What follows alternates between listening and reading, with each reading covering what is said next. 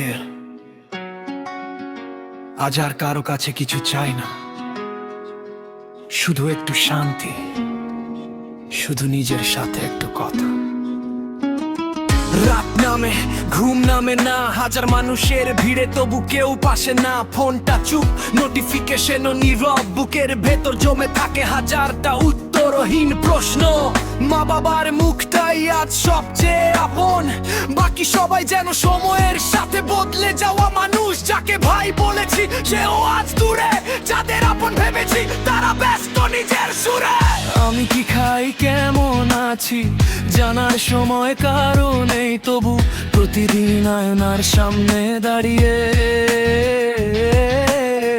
নিজেকেই বলি এখনো শেষ হয়ে যায়নি। আমি নীরব তবু ভাঙিনি, ঝড়ের ভিতর দিয়েও থামিনি। আজ যদি পাশে কেউ না থাকে, আগামীকাল আমি নিজের পথ নিজে আঁকবি। নীরব তবু ভাঙিনি, ঝড়ের ভিতর দিয়েও থামিনি। আজ যদি পাশে কেউ না থাকে, আগামীকাল আমি নিজের পথ নিজে আঁকবো। সোশ্যাল মিডিয়ার হাসিগুলো সব সময় সত্যি হয় না, ফিল্টারের আড়ালে অনেক ভাঙা মন লুকিয়ে থাকে।